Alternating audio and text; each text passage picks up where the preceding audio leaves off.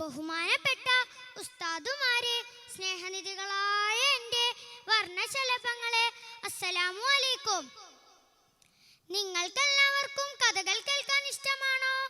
എന്നാൽ SSF ജില്ലാ സാഹിത്യോത്സവിന്റെ വർണ്ണാഭമായ ഈ വേദിയിൽ ഞാനൊരു കൊച്ചു കഥ പറയാം. എല്ലാവരും ശ്രദ്ധിച്ചു കേൾക്കണേ. ഹിജ്റ 6-ാം നൂറ്റാണ്ടിൽ ജീവിച്ചിരുന്ന ഒരു വലിയ മഹാന്റെ കഥയാണിത്. കഥയുടെ പേര് ഹബീബിന് എന്തു പറ്റി. അതാ കഅബയുടെ പരിസരത്ത് ഒരാൾക്കൂട്ടം. അവിടെ ഒരു ഗംഭീര പ്രസംഗം നടക്കുന്നുണ്ട്. പ്രഭാഷകൻ ആരാണെന്ന് അറിയാമോ? മുത്തു മുഹമ്മദ് മുസ്തഫ സല്ലല്ലാഹു അലൈഹി വസല്ലമ തങ്ങളുടെ പ്രിയപ്പെട്ട കൂട്ടുകാരൻ അബൂബക്കർ സിദ്ദീഖ് റളിയല്ലാഹു അൻഹു. മുസ്ലിങ്ങൾ വെറും 38 പേർ മാത്രമുള്ള സമയമാണത്. മക്കയിലെ ഖുറൈശികളെ ഇസ്ലാമിലേക്ക് ക്ഷണിക്കുകയാണ് സിദ്ദീഖ് തങ്ങൾ. പ്രസംഗം കേട്ട് കല്ലി മൂത്ത ശത്രുക്കളിലെ ഉത്തുബ എന്ന് പറയുന്ന ദുഷ്ടൻ ആണി തറച്ച ചെരുപ്പെടുത്ത് സിദ്ദീഖ് തങ്ങളെ മുഖത്തേക്ക് ആനടിച്ചു. അടിയുടെ ഊക്കിൽ സിദ്ദീഖ് തങ്ങൾ ബോധം കെട്ടു വീണു.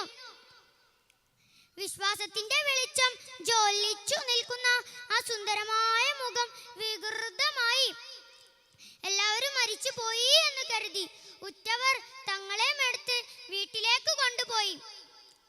അവിടുത്തെ ഉപ്പയും ഉമ്മയും ഒക്കെ വിളിച്ചു നോക്കി. വിളി കേൾക്കുന്നേ ഇല്ല. വൈകുന്നേരമായപ്പോഴാണ് ബോധം തെളിഞ്ഞത്. അദ്ദേഹം ഉടനെ ചോദിച്ചു, എവിടെ എന്റെ ഹബീബ്, എവിടെ? അവിടുന്ന് വല്ലതും പറ്റിയോ? ബേജാറോടെ നോക്കി നിൽക്കുന്ന കുടുംബക്കാർക്ക് അതത്ര രസിച്ചില്ല. നീ എന്തെങ്കിലും ഭക്ഷണം കഴിക്ക്, ബാക്കിയൊക്കെ പിന്നെ നോക്കാം. അവർ പലതും പറഞ്ഞു നോക്കി, പക്ഷെ മകൻ സമ്മതിച്ചില്ല. ഇല്ല, ഞാൻ എന്റെ ഹബീബിനെ കാണാതെ ഭക്ഷണം കഴിക്കില്ല. അവസാനം ദാറുൽ അർഖമിൽ സുരക്ഷിതനായി ഉണ്ടെന്നുള്ള വിവരം കിട്ടിയതോടെ തങ്ങളെ എടുത്ത് അങ്ങോട്ട് കൊണ്ടുപോയി. സിദ്ദീഖ് തങ്ങളെ മുഖം കണ്ട് നബി സല്ലല്ലാഹു അലൈഹി വസല്ലമ വികാരപരിതനായി വാരി പുണർന്നു. വിവരങ്ങൾ അന്വേഷിച്ചു. എനിക്ക് ചെറിയ മുറിവ് മാത്രം പറ്റിയിട്ടുള്ളൂ നബിയെ, അങ്ങക്ക് എന്തെങ്കിലും സംഭവിച്ചോ എന്നായിരുന്നു സിദ്ദീഖ് തങ്ങളെ അപ്പോഴുമുള്ള ചോദ്യം. നോക്കൂ കൂട്ടുകാരെ, സ്നേഹത്തിന്റെ കിതാബിൽ മറ്റാർക്കും എഴുതി ചേർക്കാനാവാത്ത വിധം അലിഞ്ഞു ചേർന്ന ഹബീബിന്റെയും മെഹബൂബിന്റെയും ആ ജീവിതം എന്തു സുന്ദരമായിരുന്നു. അതുപോലെ തന്നെ നമുക്കും നമ്മുടെ ഹബീബിനെ പ്രിയം വെക്കാൻ അല്ലാഹു തആല തൗഫീഖ് ചെയ്യട്ടെ. ആമീൻ. ഇത്രയും പറഞ്ഞ് ഞാൻ എൻ്റെ കൊച്ചു കവിത അവസാനിപ്പിക്കുന്നു. അസ്സലാമു അലൈക്കും.